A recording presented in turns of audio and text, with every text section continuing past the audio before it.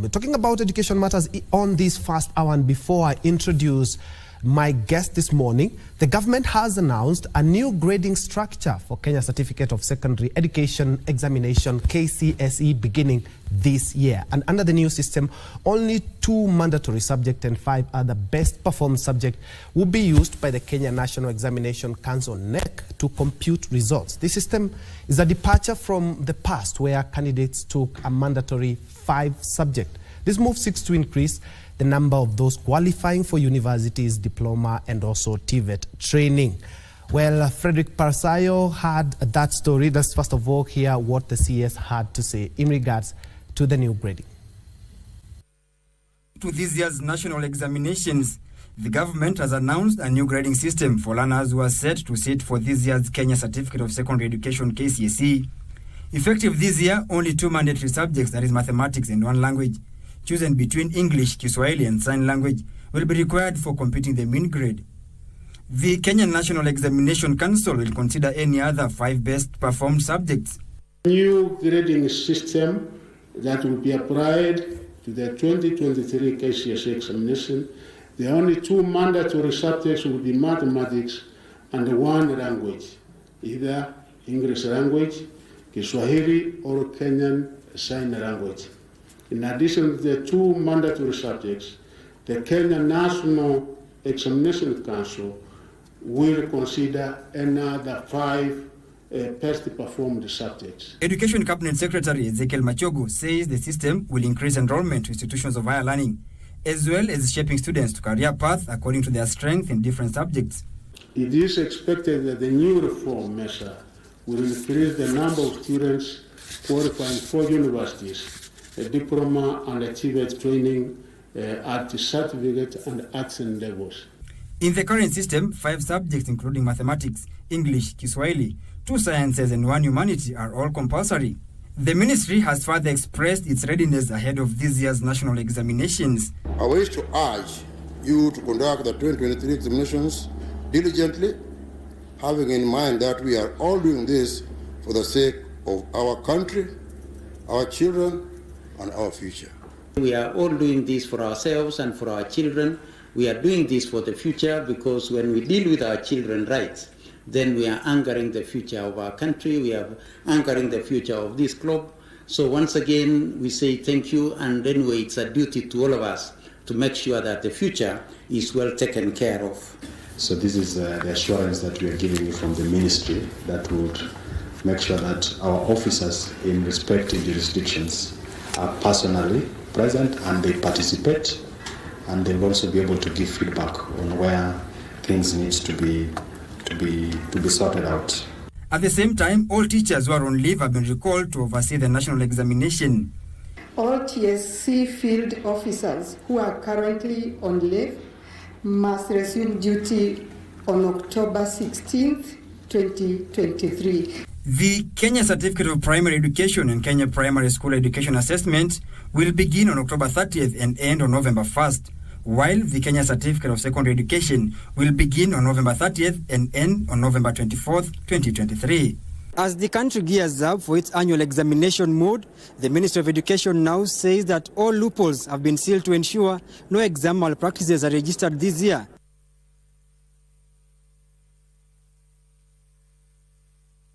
Thank you. That was Frederick Parsayo with that report after Ezekiel Machogu announced a new grading. But just something to note is that it's not something that has come up now. You do remember the presidential task force that was mandated to look into the education sector by President William Ruto as soon as he was sworn in president. That is one of the recommendations that the task force came up with. And of course, it's a big relief for students. I remember during my time, we were doing 9 subjects. And well, it was quite something. Both sciences, humanities, and also languages were compulsory. But that is the discussion that we are looking into. Could this have some negative implications, and especially for the science subjects and also part of the languages? Indeed, that is a discussion that we are going to have right now, and also the exam preparedness, bearing in mind that we are just days away from our students sitting in for the KCPE and also for the Kenya Certificate of Secondary Education. But without further ado, allow me now to introduce my guest this morning. We've had an interview earlier on, a couple of months ago. His name is Mark Osano. Mark Oseno is a Communication and Administration Director at the Kenya National Union of Teachers, NAT. Good morning, Mark. Good morning. How are you? Good to see you, man. The last time you were in quite an accident, and it's good to see you on set. Yeah, good to see you too. We thank God for the gift of life. Yeah. I'm here once again. Very quickly, I would like to pick your mind on the announcement by the education stakeholders. We've seen a number of them, including TSC was there, including the Kenya National Examination Council, and also the ministerial officials led by Ezekiel Mashogu, in regards to now having some subjects dropped. Yeah, that was in terms of grading, that is. That was a good move. You remember that the Presidential Working Party on Education Reforms had recommended reduction of subjects in stages. That is from the lower learning sector to the secondary learning sector to even colleges. And this had been something that stakeholders had talked about for quite a long time, because you realize that there had been several learning areas within our curriculum that were not necessarily important in the fullness of time. And again, they were affecting immensely the end result of the learner. You realize that when we talk about 9 subjects, like the ones some of us did, you realize that there can be a possibility that one can populate, the ability in a few. But then there are others that are part of the curriculum or part of the examinations that you are not good at. But then they determine the end result, the final result of any learner. So endeavoring to ensure that we have the compulsory mathematics and any one language out of Swahili, English and sign language, and then the best 5 is one way of ensuring that we maximize on the best areas a learner has, a learner is able to perform. And therefore it's a welcome move. It's going to help several, very many of our learners to get into the career pathways that were part of the proposals of the Presidential Working Party on Education Reforms.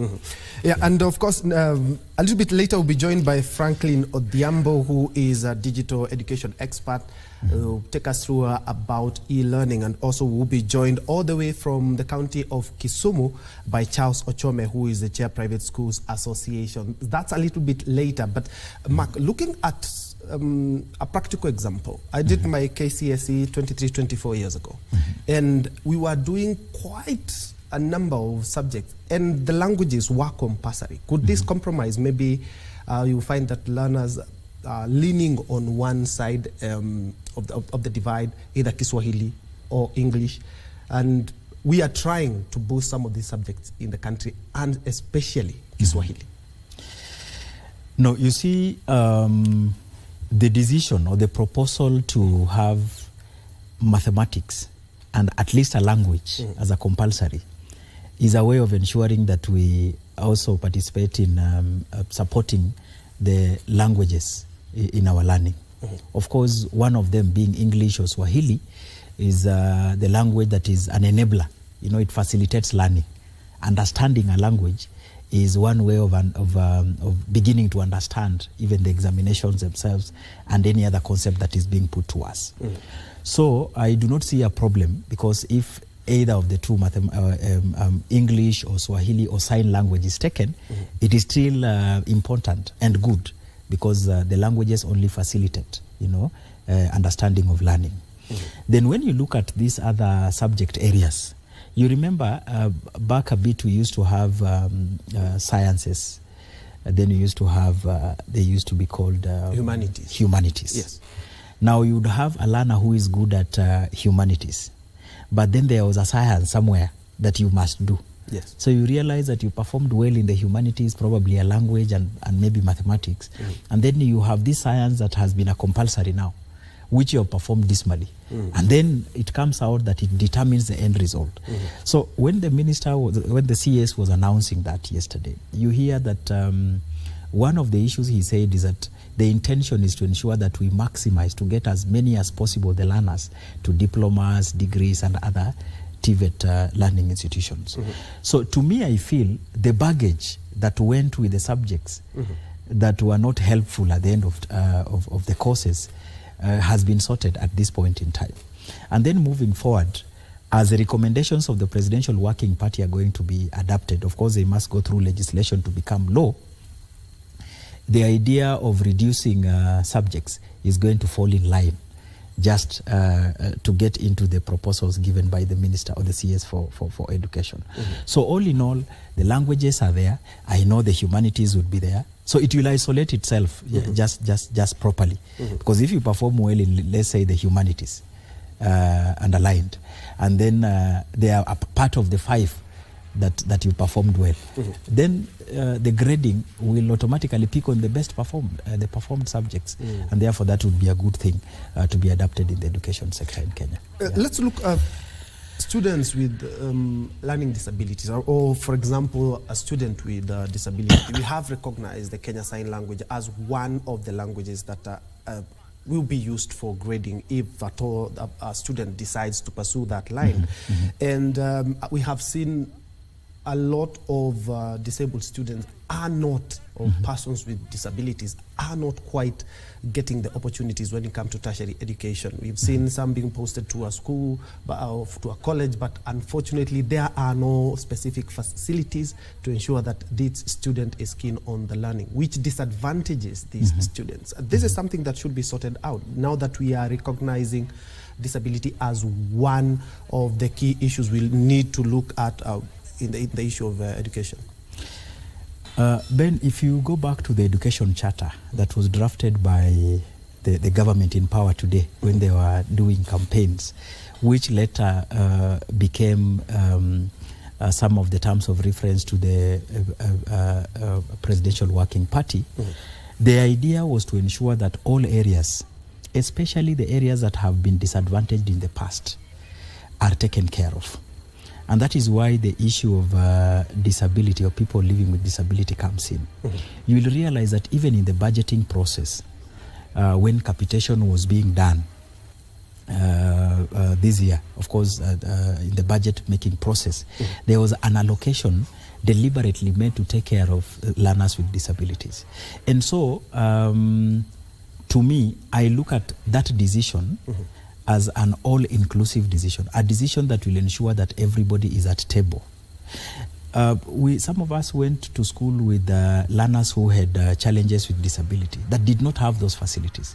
But today there is a concerted effort to ensure that these learners with their special needs are catered for right from the budgeting process through to the learning procedures and even in the examination procedures.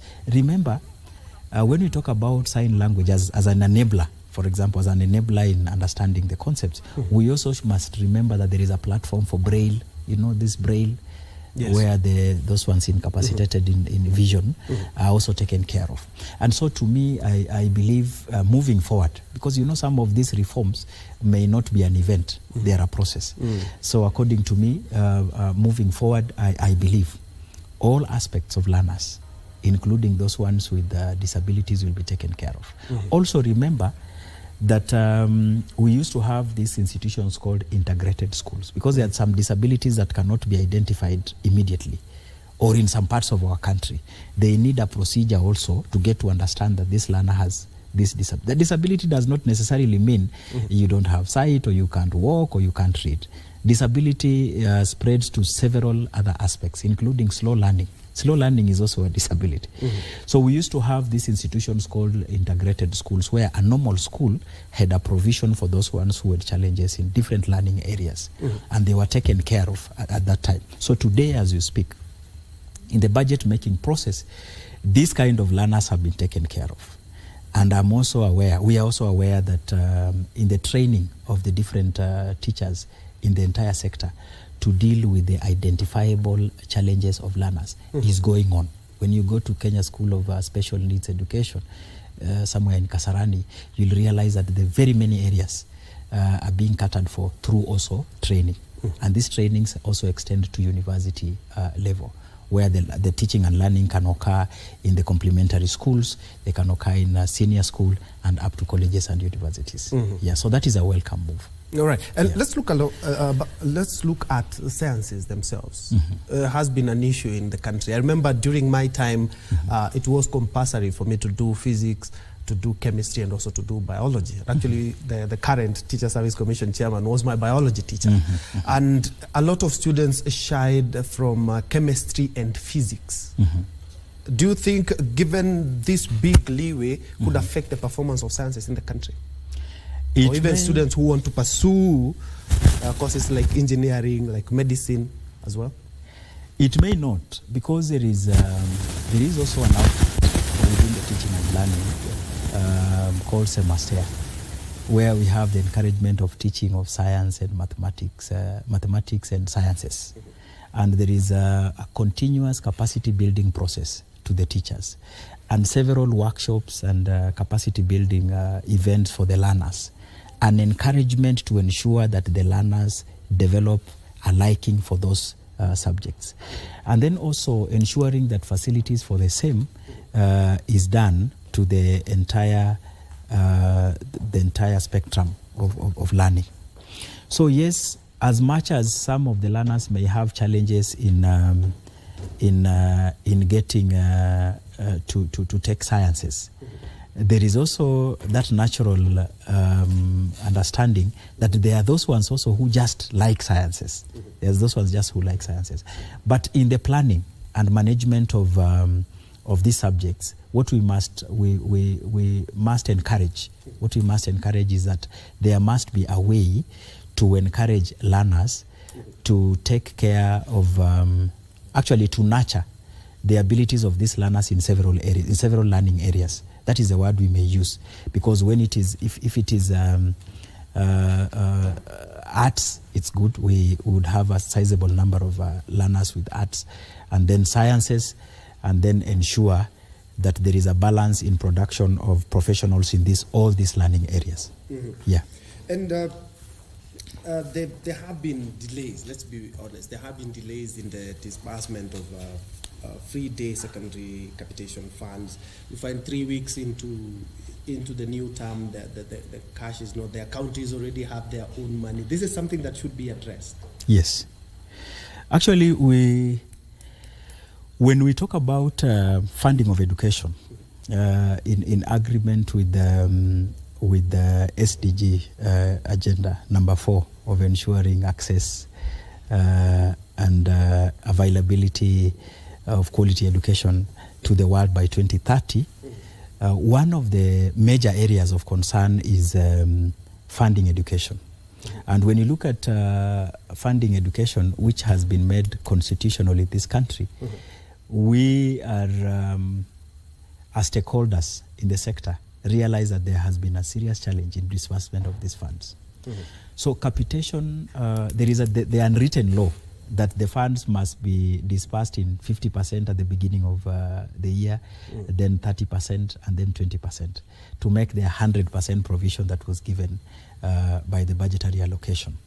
But we have had that challenge, and you must have witnessed that last term, the second term of 2023, several schools closed before the term ended, especially boarding schools, because of the delayed disbursement of funds. Now, this term, when the term opened, you must have heard the CS for Education, Nduguma Chogu, announcing that they had released 16.2 billion capitation to schools, which was good. But remember, there is a balance of 12.8 billion, which is supposed to be disbursed to schools. That is immensely interfering with the planning and preparation for examinations this year. And now that this is not a matter that just erupts, it's something that government plans for. Our call as stakeholders is that there must be a way that Treasury adheres to the disbursement in the percentages that were proposed to facilitate these teachers to be able to prepare for this, to take care of the learners in schools. As we speak today, several several heads of institutions are warning that we may have challenges because already issues of food, issues of instructional materials, issues of payment of staff, issues of remittance of statutory deduction or third-party deduction from workers have not been done. And workers are threatening to down their tools if that is not going to be done on time. So our call is that the CS must fast track to ensure that the disbursement is done on time, so that this session of exams is not interfered with. If that is not done, then it could be one of the factors that will interfere, will lead to not very good planning and administration of exams in 2023. Now back to the grading, and it's a welcome move, especially for learners, because having so many subjects also wears their mind and also their creativity as well. And it will increase the number of students qualifying for varsity, TVETs, and also for artisanal levels in learning institutions. Yes. And we have seen the capacity that we have in the country is quite strained. Are we going to beat that? Because now we have more students who are joining a number of universities, and of course, from the C+, I'm quite sure we'll be having so many students. Yes. Are we not going to overload our learning institutions? The issue should not be overloading. The issue should be the Education Act of 2012 provides that government must ensure that the infrastructure necessary for implementation of education is created. That therefore means right from the ECD centers to primary schools to secondary schools to colleges and universities and TVET institutions, we must have that anatomy developed, for education to take place. We must also remember that government has a responsibility of employing personnel to take care of the learners that will go into these institutions. We had a serious upsurge of quite a number of learners who qualified for universities and colleges, even as the admissions for these learners was taking place in the month of August. And this has always been the cry of stakeholders, that is government prepared in terms of infrastructural development? Now, that therefore calls that stakeholders must hold hands in support of not pushing, let me not use the word pushing government, but helping government be able to develop sufficient infrastructure for education to take place. The learners, the teachers will play their bit. The learners who are citizens of this country will also play their bit, in realizing their rights in the Constitution to access education. But then government must ensure that the infrastructure is developed. That which in the Education Charter and even in the recommendations of the Presidential Working Party on Education Reforms was well spread and taken care of. Mark, you bear me witness that each and every calendar year we hear about cases of cheating, and even some are associated with teachers, some are associated with technology, some have students themselves. And the Kenya National Examination Council and also the Ministry of Education yesterday did say that they will be very, very harsh towards cases of cheating. And they have talked about some cheating happens when the containers are being opened. And I've said now this time around we'll be more vigilant in regards to that. I would like to pick your mind on the measures the government has decided this year round they're going to be using, and especially like opening the container twice, increasing the number of containers, and also ensuring that those people who are not mandated to supervise examination are not left in schools with the students. Now, one is that we must appreciate that there has been quite a number of reforms in management of examinations, right from the days of CS Matiang'i at Education, the chairman of NEC, the late Professor George Magoha, may God rest his soul in peace. And now we have even Magoha as CS, then we now have Mashogu. Now, the issue of examination irregularities and cheating, I think what it has lacked is a proper diagnosis. Is what is the cause of examination cheating? And who is this person involved in examination malpractices? Who leaks the exams? That is the question. Because who knows where the exams are stored, who knows the set that is going to be released for the learners to partake. So the proper diagnosis of the causes of exam malpractice must be done at the Kenya National Examination Council. All these other aspects will fall in place. So we must first of all deal with the cause. That is NEC. Then deal with the personnel that manage the administration of exams, most of whom are teachers. Deal with the aspect of motivating them, handling them well, paying them a stipend commensurate to the risks they are involved in. And then expect good results. And then you will see that there was a proposal to do away with competition in exams, where an allegation has been made. It has not been proven, though we saw the committee, parliamentary committee on education moving around to collect views. And the public was outrightly saying there's in some areas, it is true the heads of institutions participate in buying exams or cheating, which is something that is still under scrutiny. But I'll repeat the three things I've said. The first thing is to do a proper diagnosis of the cause of this. Somebody should go back to Kenya National Examination Council to find out what exactly happens here. That is number one. Then the second thing is to deal properly in terms of motivating the personnel that are used in management of these exams. The proposal by the CS, and I saw my good friend Dr. Njengere talk about exams will be collected twice. It is a good proposal. It may help in reducing or eliminating exam cheating. But let us look at Kenya as a country. Let's take an example of North Horr, for example, as a constituency that is an equivalent of Busia County, an entire county of Busia, that may have maybe say 1 or 2 containers. And look at the travel to and from the container twice in a day. And also look at the forthcoming weather conditions. With the weatherman telling us there's likely to be El-Nino. And then ask ourselves if we have the capacity to be running twice to pick exams, deposit back, and pick and deposit back for the number of days, presumably 21 for the Kenya Certificate of Secondary Education exams, and maybe the 1 week for primary examination, and this assessment for CAPSEA. It means there must be quite some budgetary allocation and very good machinery and infrastructure to facilitate this movement.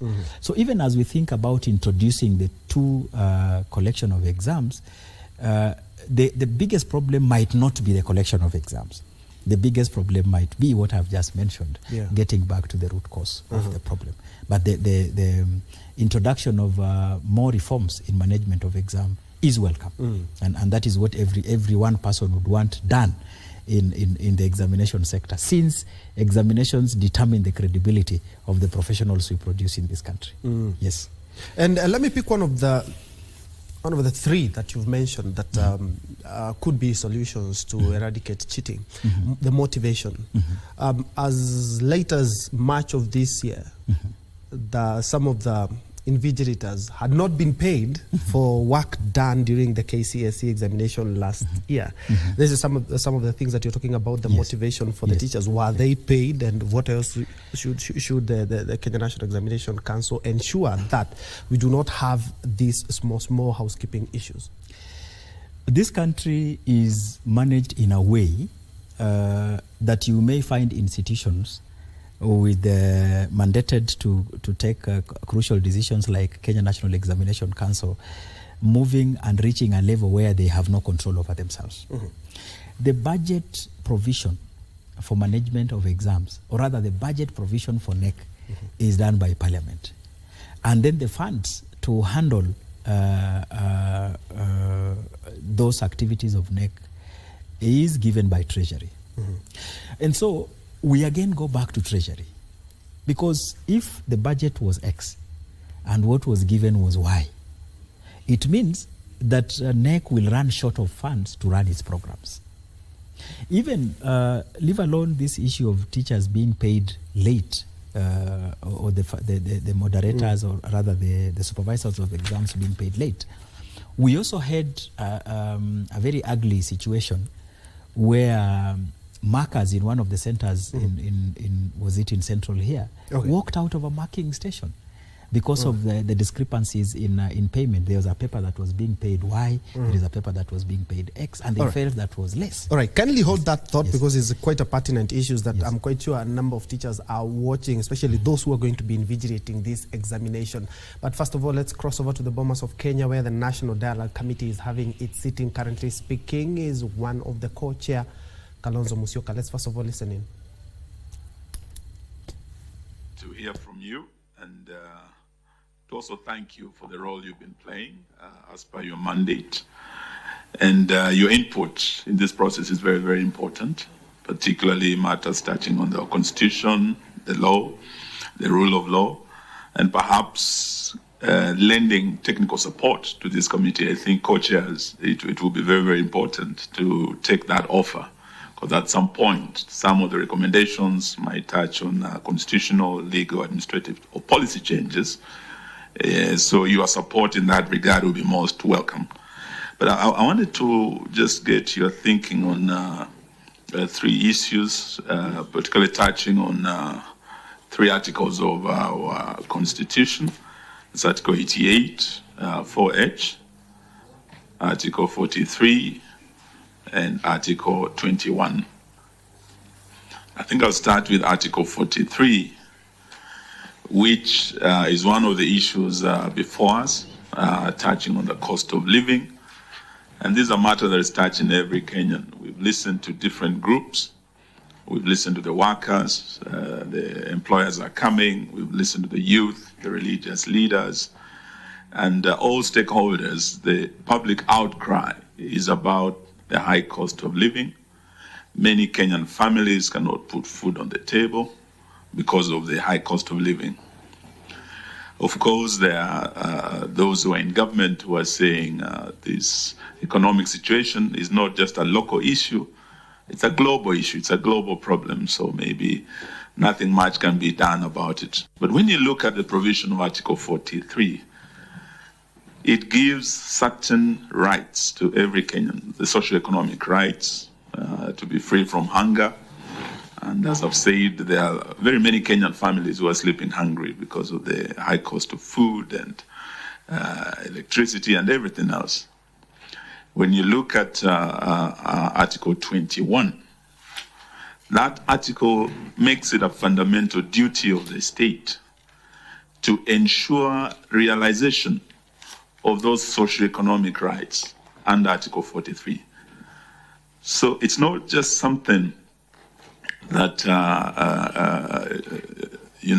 should be taken as maybe that depends on the generosity of the state. It is actually a fundamental duty of the state to ensure realization and enjoyment of these rights.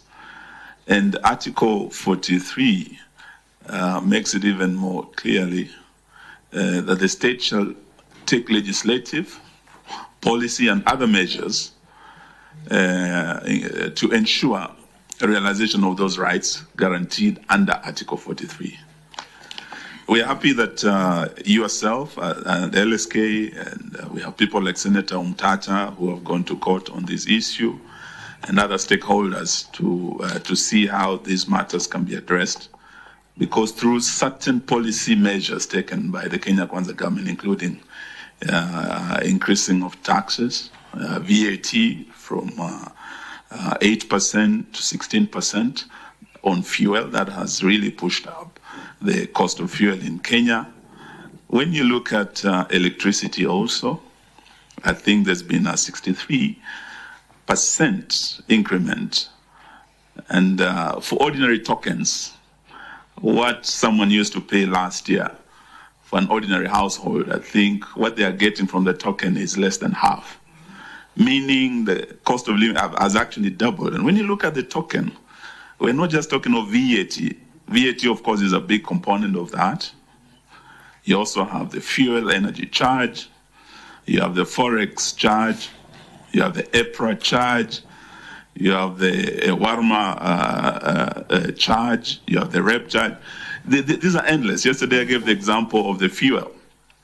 On fuel alone, apart from increasing VAT, we have almost 16 other levies and taxes. This has made the cost of living spiral out of control for many Kenyans.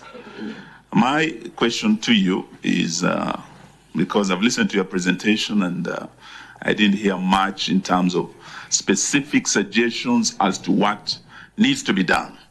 Or do we just agree with our colleagues in Kenya Kwanza that this is a global problem and there's nothing that can be done? I would like to hear from you on that. The other issue is that of Article 88, where IEBC is supposed to facilitate.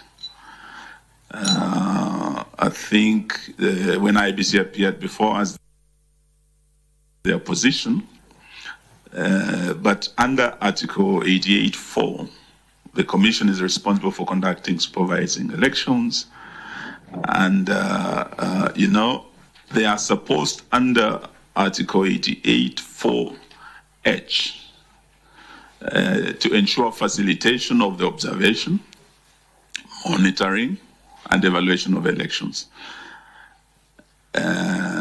I think when they appeared before us, they were very clear that yes, they have facilitated observation. They are observers, of course, they're external. At the Bomas, the National Dialogue Committee, Eugene Wamalwa there, having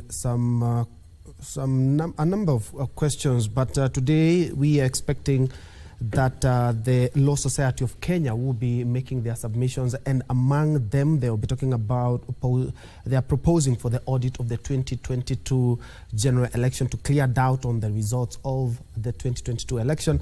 They are also talking about the need to reconstitute IEBC in due time, and also on the issue of boundaries delimitation. But Eugene Wamalwa there talking about the high cost of living and some of the taxes that the Kenyans are currently paying, as attributing them to the skyrocketing high cost of living. But we'll be getting to that a little bit later and also in our subsequent bulletin. But for now, we resume our discussion and our topic at this hour in regards to the new grading of the Kenya Certificate of Secondary Education that was announced by the Ministry of Education yesterday, in line with also the National Examination Council. And in studio, I have Mark Oseno, who is a Communication and Administration Director at the Kenya National Union of Teachers.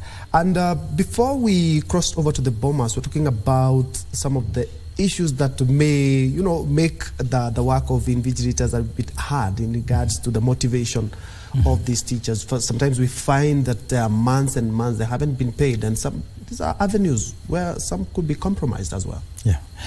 So we just like I said, in diagnosing the challenges that might lead to irregularities, I had mentioned the first one, then I mentioned about the motivation and handling of those officers that are taking care of the exams. We realized that, just like you rightly observed, the payment for the exams that were done in 2022 was done in June 2023. And even the payment itself, the stipend that is given is minimal.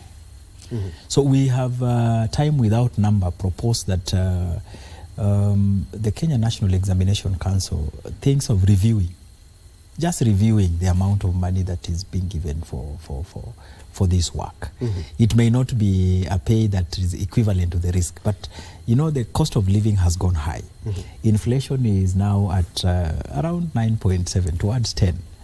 And therefore it means that it's even difficult to facilitate even movement, leave alone having something extra, to just appreciate for the work that is done. So the amounts of money that are being paid is, to say the least, is unmentionable. It's quite limited, and we would want to encourage that it be reviewed and then be paid at the right time.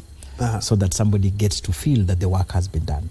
Concerning the walkouts that were witnessed in one of the examination centers, where markers of arts we're talking of a lesser amount than markers of sciences.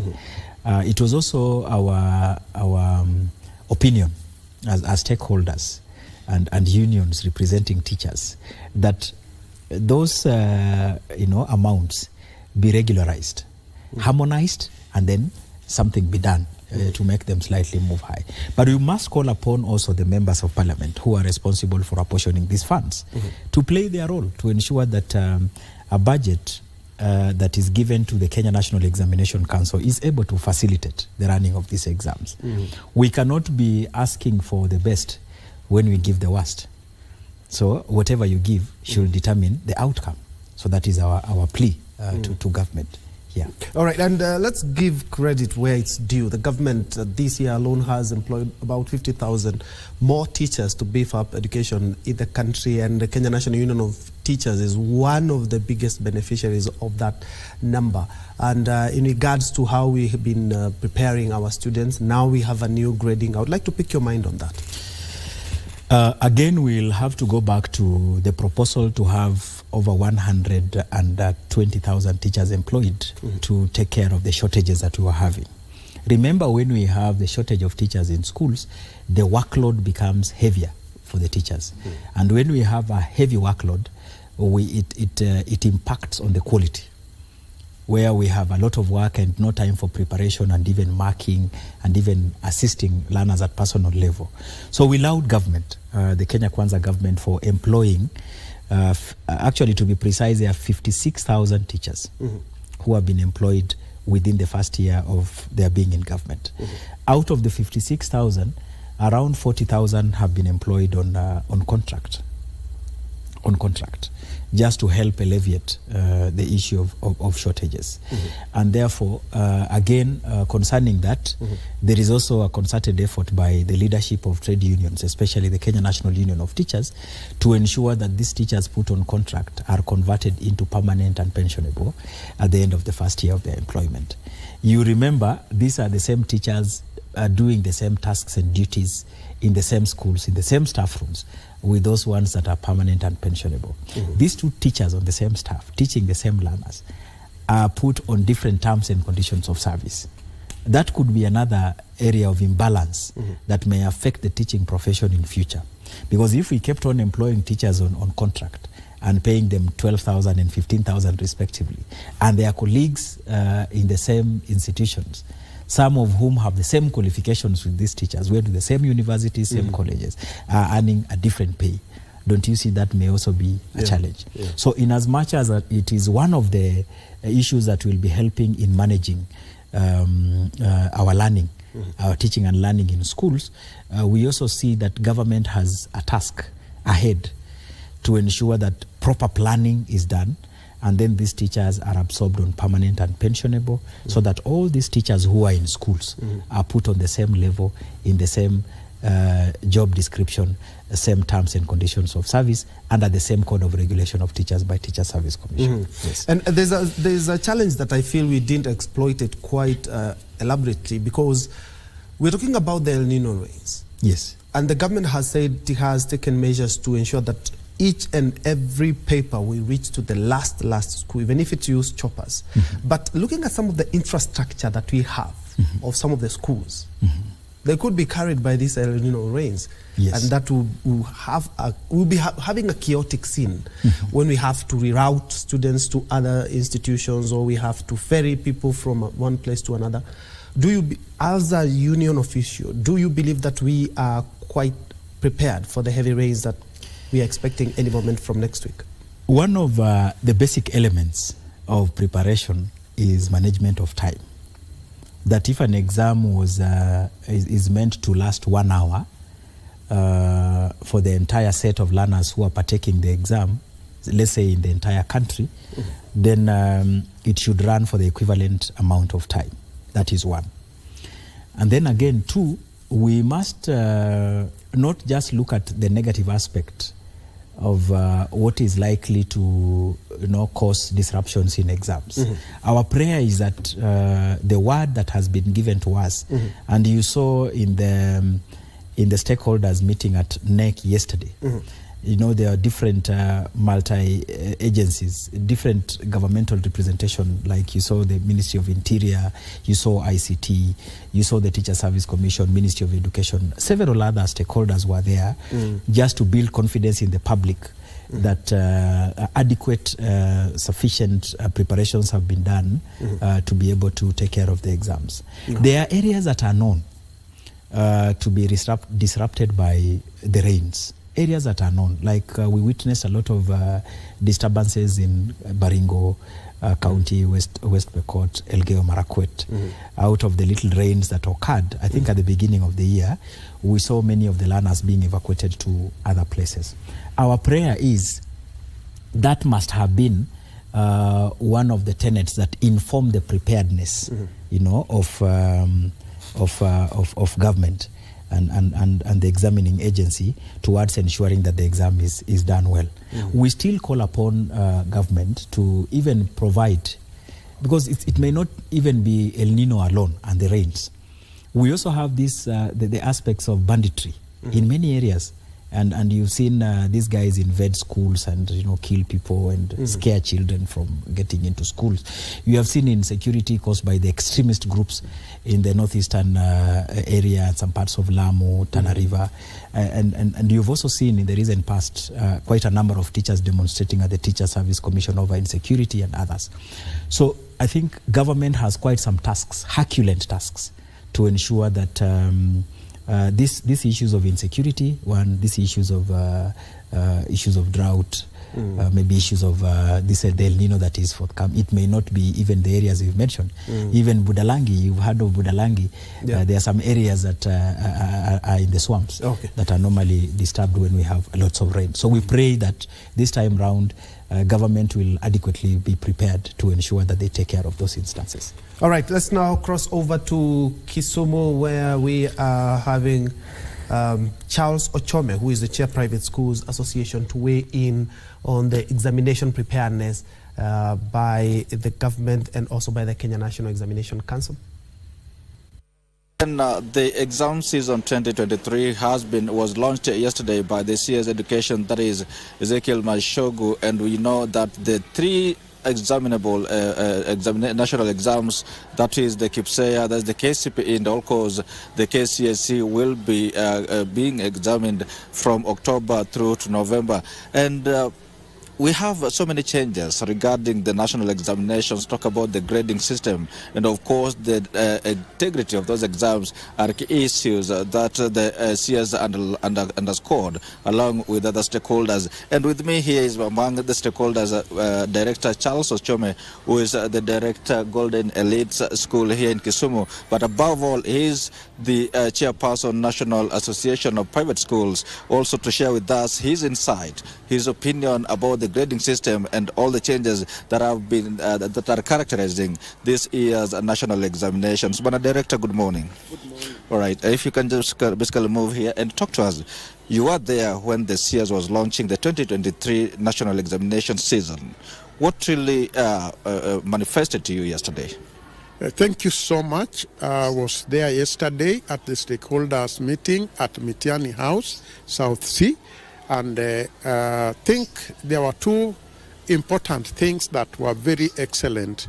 One, touching on the integrity of the exams, and more so on early exposure of exams before they are done. In that line, I want to commend NEC and the ministry for bringing in the idea of picking exams twice in a day, so that there is no way somebody will have exams exposed before the time of doing them. Number two, the other thing is the grading system for students after they have done the exams. At the moment, we shall only have two compulsory subjects or two learning areas that will be graded, that is maths and languages. So the other 5 will be chosen from where the child or the student has performed well. And I think that's a good idea, which will make it easier for children to go to pursue further education, particularly at the university. What I didn't resonate well with was the idea that teachers that are going to supervise the exams must be, number one, TSC teachers, which is okay, must be employed by TSC, and therefore, what about those who are not employed by TSC and are graded and accredited by Teacher Service Commission? I think the best would be that teachers who are accredited, that are already registered by the Teacher Service Commission, should be allowed to oversee the exams, both in the public schools and in the government schools. That's the only place which I didn't agree, and I think they should be able to relook at that. What do you make it of? You said you don't really resonate well with the idea that non-TSC employees are barred from supervising the examinations here. But then somebody could argue that those employees of the TSC, they have some ethos that have been inculcated in them to ensure exam integrity. Someone could argue along that line. What do you say? You didn't get me right. I said teachers who are registered by Teacher Service Commission are qualified to oversee the exams, whether they are in public schools or in private schools. So all the teachers who have qualified and are registered by Teacher Service Commission should be allowed to oversee the exams, because if they mess, their registration can be recalled. Yeah, that's what I'm saying. Yeah. One of the arguments for the change in the grading system is that to allow as many candidates as possible to join the universities and other tertiary education. But some people can argue that this actually, the transition, or rather that increased transition from the secondary to tertiary and the universities actually exposes them in the sense that probably they do not have that the fees. We see there is now the new funding model. What do you make about now the increased chances of joining the universities and, of course, the tertiary centers? We are not talking of increased chances of joining university per se. We are talking of a system that limits the children from getting good grades. That's what we are addressing here. A child can go to the university, a child can go to tertiary, a child can go to any university outside this country. But if we create a system that is barring them from performing, that's what we are talking about. That was not good. Where you insist for a child to get certain grades, they must have more than 5 compulsory subjects to be able to be graded to a certain grade. That's what we are addressing. And that was causing Kenya amongst the African countries to perform, to have very few students in qualifying for university degrees. Yeah, a child might not have money to go to the university, as you say, but he qualified. He can use that grade to do any other thing. Yes. In terms of upholding the exam integrity, there has been a proposal to pick the exam from the storage and distribution twice in a day, yes? But then what more do you think should be done? What measures should be adopted to increase the integrity of the examination? Well, the other measures that I would think of is that people who are administering exams should also themselves know that it is important to be sober, to know the future of this child depends on how credible he is able to perform in that exam. Because if you allow a child to get an A that he doesn't deserve, then that child can go to a course that he will not be able to perform at the higher level of learning. One example is if a child gets an A and is taken to an engineering course and he can't perform, you'll have ruined the future of that child. So it is important for a child to be guided, to allow the child to be able to do what he understands and what he can do and perfect and be able to perform in her future life as an adult. Exams are not just exams. They are supposed to lead children to pathways which lead them to career developments and at the end of it to be able to do something for a living. That's the preparation we have for our students. It's not just to pass an exam. From your position as the National Chair, Kenya Private Schools Association, these exams will be written at a time when the country's meteorological department has predicted El-Nino or continued rainfall. How prepared are the private schools in this region, not necessarily this region, but in the country, with regard to unfavorable climatic conditions? Well, El-Nino is an act of God, and I think we cannot say that we are prepared or not prepared. We have had El-Nino here before. We have seen challenges that it brings, flooding and bridges overflowing. And therefore, I think when we were at the stakeholders meeting, NEC and particularly the Interior Ministry are called upon to be able to ensure that the exams reach destinations in time. And I think there was a sense of preparation. We have helicopters in this country, can crisscross the country to deliver the exams where they are supposed to be. And I think one good thing that the CEO talked about is that those areas that might be prone to El-Nino should have invigilators and supervisors from those regions who understands those terrains. And I think that was a good observation, because if you take somebody from another place to a place that is flooding, they might not be able to do it very well. So I think the preparedness for that was shown to be perfect. I can't fault the government or the government or NEC. The preparedness was displayed, and I think it was perfect. And what happened, the stakeholders were from different ministries, not just two ministries. It was the ICT department were them, so the ministry was there, NEC was there, Ministry of Education was there, and stakeholders were also there. The Interior were also there. So it's a perfect arrangement. Let's hope for the best. Let's not be pessimistic. And lastly, Director, we're talking about usually during exam season there is what we call examination fever amongst candidates. What is your message to the candidates and also to the parents of the candidates? Yeah, exam fever is a reality. Anybody who knows is facing a challenging situation always gets into a fever. We just need to encourage the students, the parents, the teachers. The fever is on everybody. Even the teachers that prepare these students are also getting into exam fever because they also want to perform. They want to see their students perform. The students get into fever because they feel they need to perform. So there's nothing that is going to happen that has never happened. And therefore, I think we should encourage one another, encourage the students, encourage the parents, encourage the teachers that we take it easy because this will come and go.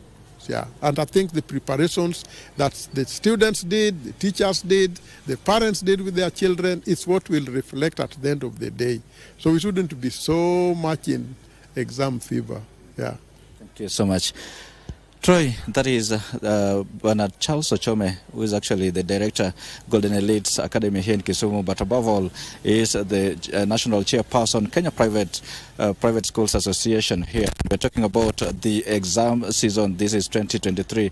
And like you've heard in mention, we have talked about an array of issues, but key things is about the exam integrity and, of course, the preparedness. When we talk about the exam fever, and he's thrown a challenge to examiners to ensure that these candidates actually their performance reflects their ability, such that in the case that they may perform well, but that does not necessarily reflect their capability, and of course that will have ruined their future. And of course another one is that the examination fever, it is there, yes, but it's calling upon all the parents of course the candidates just to calm down, because this is just a test, but that doesn't necessarily put them in a corner. Well, we will continue talking to other stakeholders regarding this examination season 2023. But for now, Ben, let me just hand it back to you in studio to continue that wonderful interview. Troy. Thank you, Wycliffe Okech, live from Kisumu, and thank you indeed for engaging Charles Ochome, who is the Chair Private Schools Association and also the Director at the Golden Elite Schools. They are putting into perspective how also private schools are prepared for the national examination and some of the challenges that they have seen in regards to the Kenya national examinations. the ministry is keen on ensuring this time round there's no cheating and everyone does his or her best. On that note, we take a quick break. We'll be right back and also be engaging Franklin Odhiambo. Tell us something about digital education and also literacy. We've seen the government ensuring that these are some of the key things that they are looking when it comes to matters education. Let's take a quick break. We'll be right back.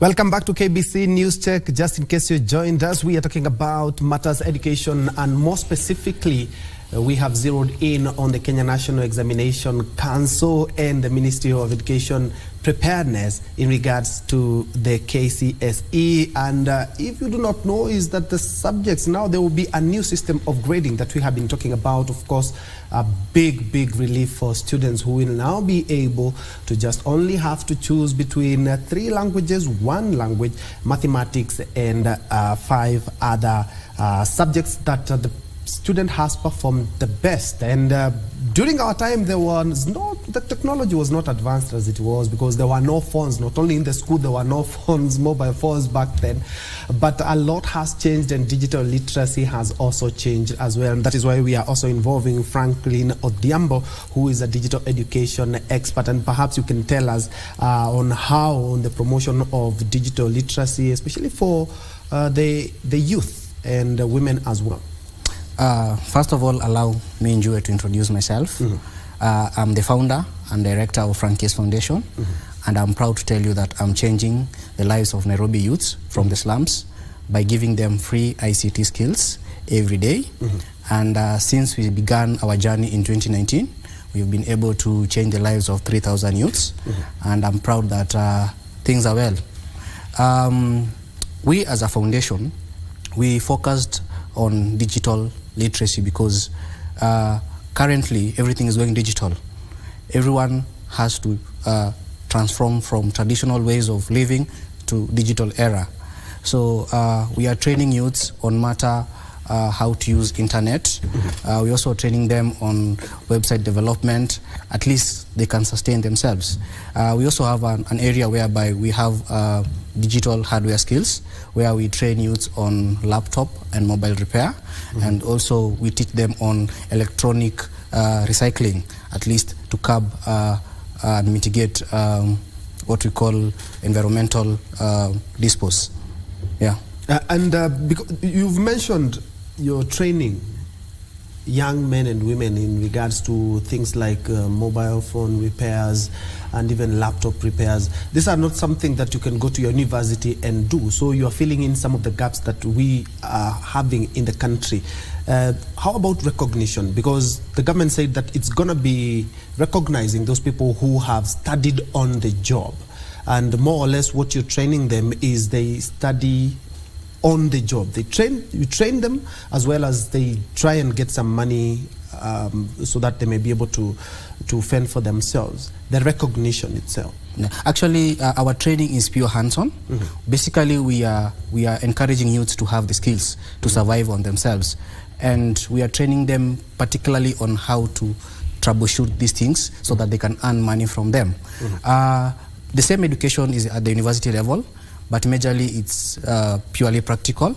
And I'm excited to tell you that we get students from the university who tell us, look, Frank, we have a degree in software, or we have a degree in computer science, but we love to have technical skills. Can we join your institution? At least we get the skills. So I think it's high time now the government start organizing such activities, because we are entering into an era whereby these skills are very vital, and without them the youths cannot survive. Yeah. Tell us about what you're doing, especially for the youths, and how you talked about your changing lives for the youths. How is that being more or less inculcated into the education system that we're having in the country? First, I'll tell you my motivation to support the youths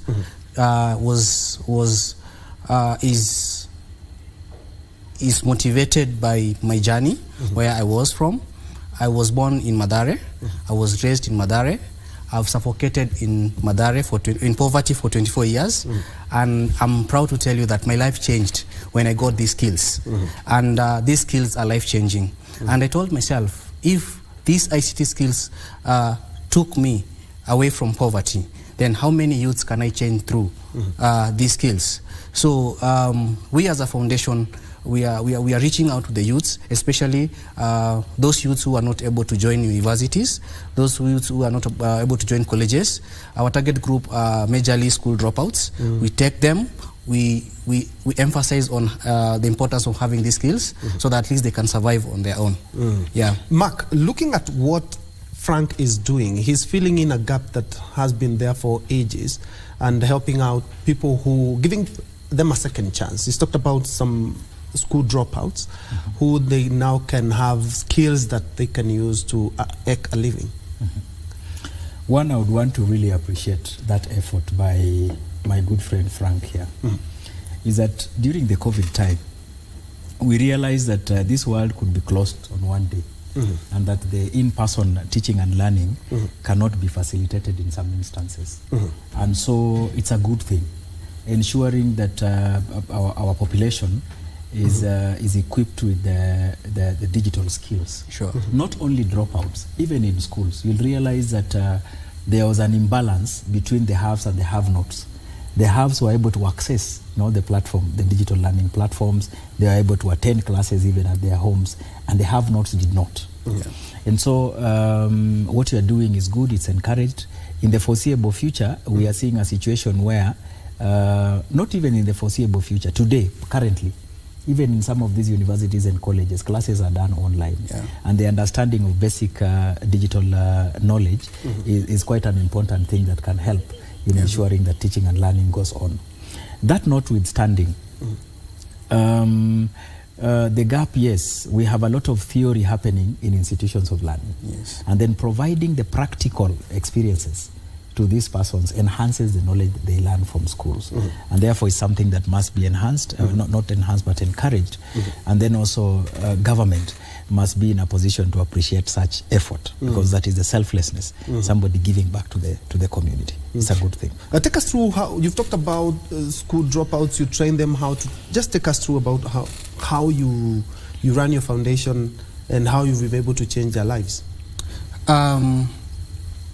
When we started the journey of the foundation, most youths approached us telling us, look, we want to learn these skills, but we don't have money to join universities, or our parents are not able to take us to schools.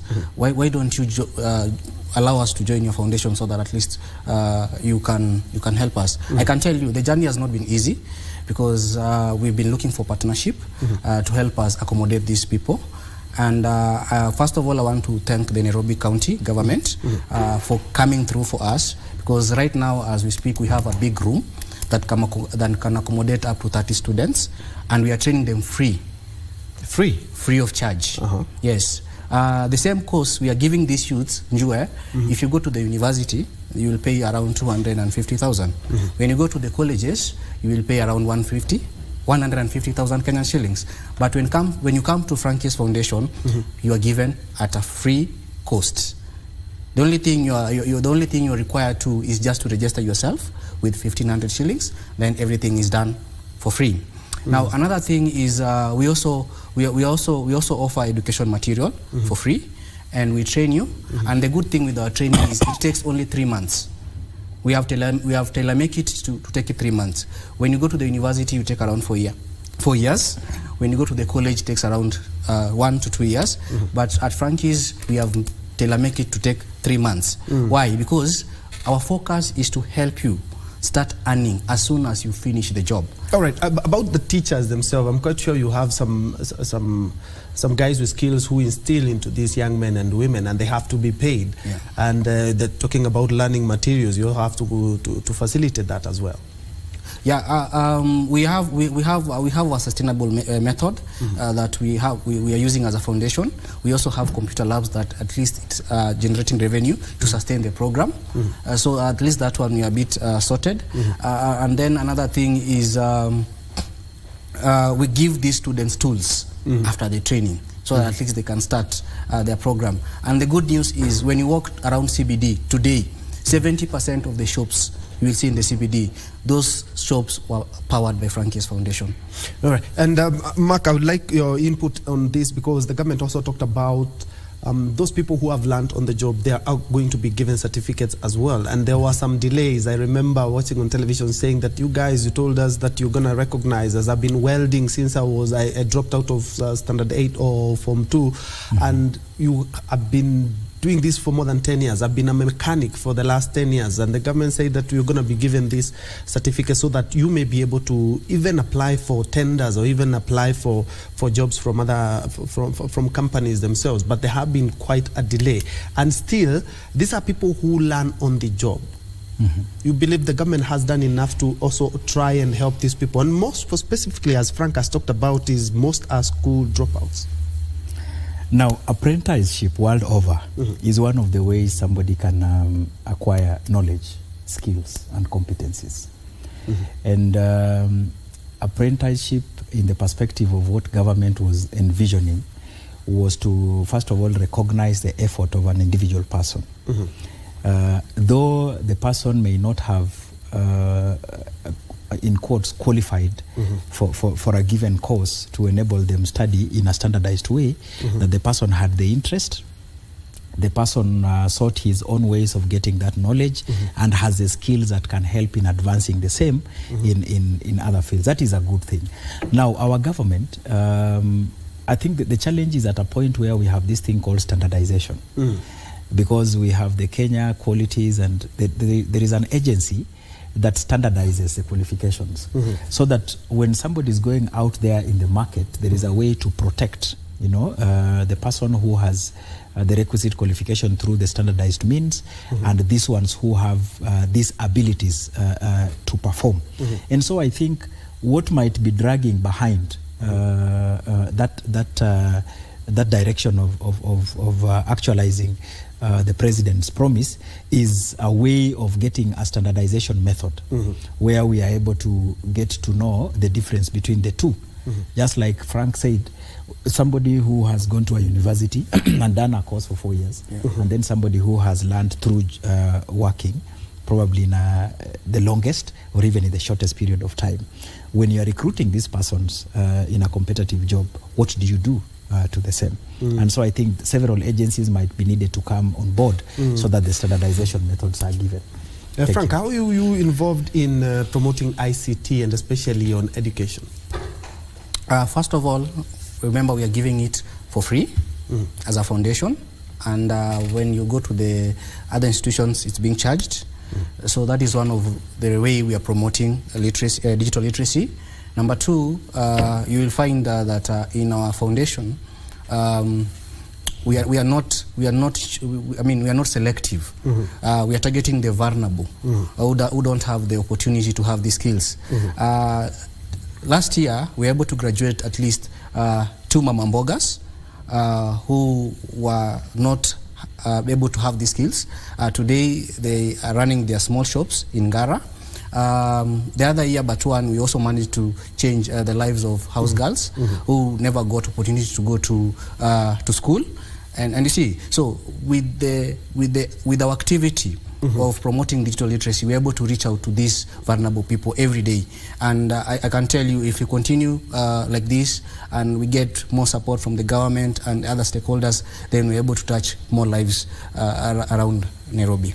What are some of the challenges that you are going through? Because you're talking about offering services and talking about education, which is quite expensive. Even the government, the biggest budget of the Kenya government goes to education.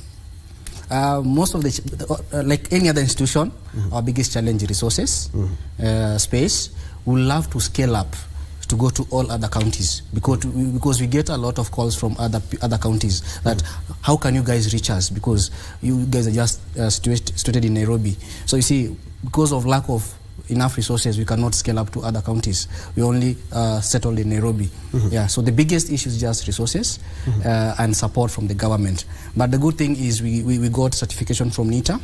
And like you said earlier about certification, yes, we are able to certify our students, and we give them a certificate at the end of the training. We have graduations. Normally we train them. We have 3 cohorts per year, and we have one major graduation that we do after every first year of the month, every first month of the year. Yeah. Mark, I've seen, let's look at the Ministry of, let's say, Health, for example. It has a lot of partnership with county governments, and yeah, indeed, health is a devolved unit, but we have seen projects from the national government being supported by county governments. Do you think these are some of the things that they should be working with the county governments? Because education, more or less, when we hear education, we know it's a national government. The county governments. Yeah, of course, it's an idea, just like he puts, it's an idea that will work very well when it goes to mashinani, because the persons who are benefactors of this are likely to be not only in the urban setup but also in the mashinani. And when you look at this TVET, technical and vocational training, and our polytechnics, and that is where most of our projective learners in our rural setup who miss to go to maybe high school or colleges end up doing their trainings. So I think it's a good idea. Yes, we may need county governments to partner with the initiative, of course, through NITA and also through the Ministry of ICT, to ensure that this initiative benefits as many as possible of our people down there. The county government has ability, if there is good planning, just to ensure that many of these programs are anchored within their, is it the CIDP, to ensure that people are able to benefit from it. Yeah. Yes.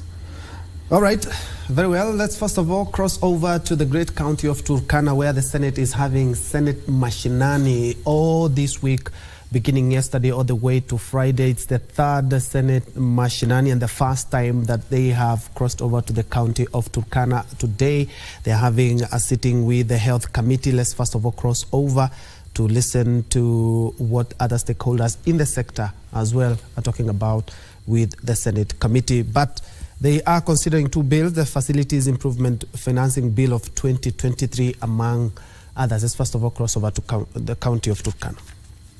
Elections of the bill, I am really very, very happy, because when you go to the miscellaneous bit of the bill, it reads that this is done at the county level, which is good for our case, because we can do these regulations that will suit the situations on the ground.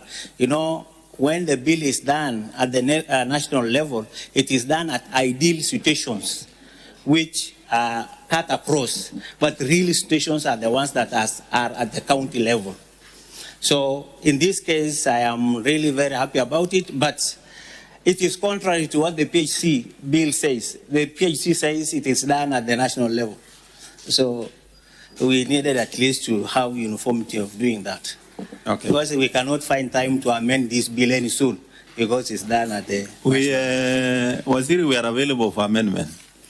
In fact, we as a Senate Committee, we have said, we cannot say that the bill will not be amended. If we find a better idea and a better way of rolling out, what stops us from amending? There is no scheduled calendar for amendments. It is as and when the need arises.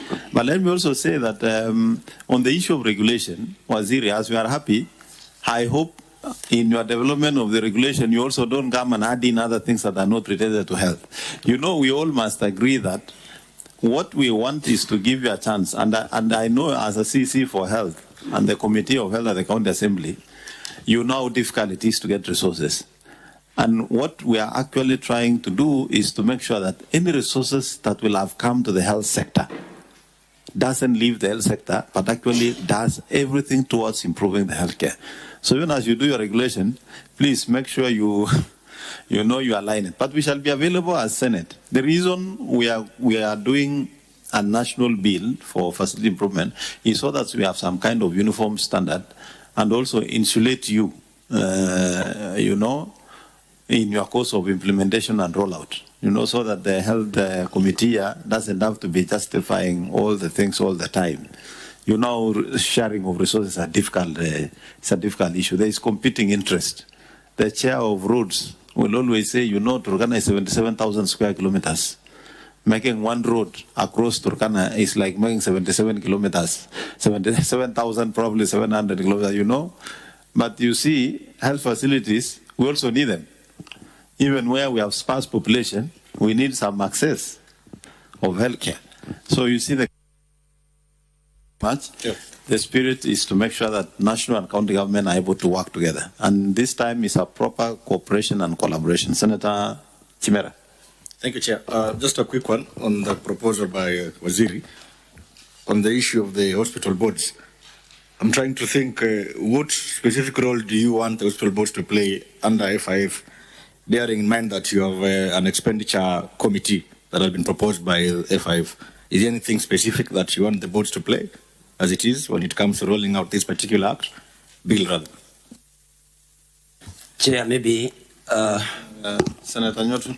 Thank you, Chair. Maybe on the same that has been raised by Senator Chimera, but a little different. I was also wondering, I wanted to understand the thinking of the county when they say that boards are not captured, but health facility management committees have been captured.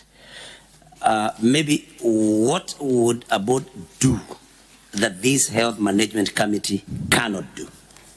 Maybe we can shed some light on that. Thank you, Chair. Thank you, Waziri. Thank you very much. I think boards, when my background is finance, if I may just add something on this.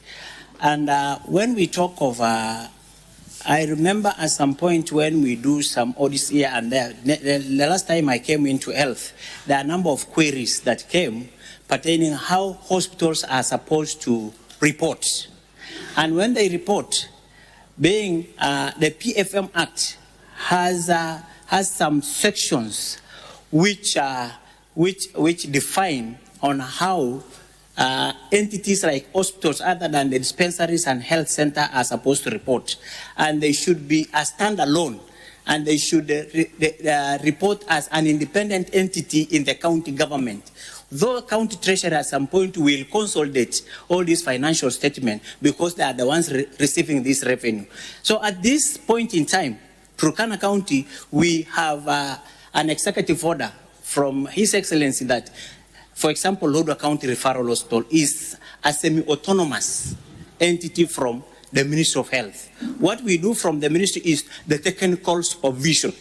The administrative bit is done from the hospital. That calls now for a corporate body which now runs the management of the facility. Unlike at the level where we have representatives of the villages and all that. So they will be the one approving plans, approving expenditures of the hospital. That is the role of the board. Vice Chair, and I think, sorry, you are not introduced yourself, so you can also go on record. I'm Senator Mariam Omar, Vice Chair of this committee. On your line, what is the function of then...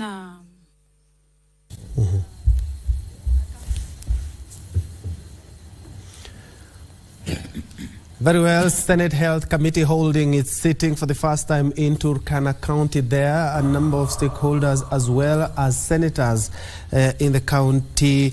And they will be there for the next couple of days till Friday when they will be back to the Senate here in Nairobi. Remember, this is an initiative that the Senate came up with and is also enshrined in the Constitution, where they will be holding in various counties each and every year. We have our Bunge team there who will bring us all the committees and all what happens there in Bunge that will be of importance, and especially when it comes to matters health. Let's now wrap up this conversation. We are looking at exam preparedness. Remember a number of measures the government has taken in regards to ensuring that learners have enough enough time to study what they are really passionate about, and that is why they came up with the new grading. And they have also talked about a number of measures that they are going to take to ensure that the KCSE examination and the KCPE as well are transparent and exactly what the learner has been studying. And we have been hosting Mark Oseno, who is the Communication and Administration Director at the Kenya National Union of Teachers, and also Franklin Odhiambo, who is a digital education expert. Beginning with you, Mark, as we head to what we're expecting to be the best, because each and every time we are always looking out or looking forward to ensure that the next series of the KCSE or KCPE is transparent, is exactly what the learner is reaping, exactly what he or she planted years ago. Now, one is that the Kenya National Union of Teachers, I may talk on behalf of my boss, who is the Secretary General. Yes. Wishes all the learners in this republic that will be sitting exams, right from CAPSEA to KCPE to KCSE, the best of luck as they sit on the sit for these exams. We also wish to encourage our teachers, who are the key players in the management of examinations in this country, that so much is being done by the Kenya National Union of Teachers to ensure there is improvement in the way they are managed in terms of motivation, the time used in preparing and paying them for the good work they do, and also to ensure that in future we have good sets of laws that can protect them when they perform the duties of managing exams. Now, the Kenya National Union of Teachers is actually a rebranded institution. You'll remember in the past we used to have a very fiery, leadership of the Kenya National Union of Teachers. And but when you analyze the kind of performance in terms of the goodies the teachers are getting, you realize that we had that is where we had a gap. So the institution I work for is now rebranded. It is re-energized.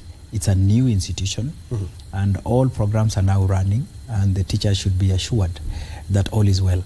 In the foreseeable future, some people say the future is luminous. And so we want to encourage the teachers keep on working. Even though we've had challenges this year, right from drought to some political instability to issues of banditry and insecurity in many areas of this country, we are sure that our teachers played their biggest role to ensure that up to over 85% of the syllabus was covered. The learners were able to have that contact time with their teachers, and therefore we expect the best out of both the teachers and the learners at the end of the year. So we wish them well and pray that we will be able to celebrate together at the end of this examination session. Indeed. Yes. Frank? I'd love to say that after examinations, there will be so many Form 4s outside there. Some will manage to go to the universities, some will manage to go to colleges, and some may not get an opportunity to. So my urge is the government and any other board that is outside there to come. Let us combine our efforts together so that we can curb these Form 4s who will not be able to have something to do. Because these are the people who go outside there and steal from us or rob from us, because they have nothing. They're very idle. So I'm urging anybody outside there who wants to come and bring this dream come true, to come and let's support the Form 4s who are going to finish exam and they may not have a place to go. For women outside there and girls, this is an opportunity. ICT has been traditionally a male-dominated field. Please don't shy up. Feel free. Come, join these courses, have these skills, because we depend on you also to help us grow economically. Indeed. Thank you so much. And you're doing a good job. At least the artisan courses are quite alive because of guys like you. And thank you so much for joining us. Thank you, Mark. Always a pleasure having you around. Thank you. That's where we put a cap on matters education. But when we come back, we're going to look at a number of issues that have come up and especially when you talk about the national dialogue. From there, where do we go next? I will be hosting an advocate of the High Court, Gibson Gisore, and of course we were expecting Abdul Kore, who is the Mandera South MP. We are hoping that he will be able to be here in time so that we may have a look at one or two things that are shaping up the conversation in the country. Let's take a quick break. We'll be right back.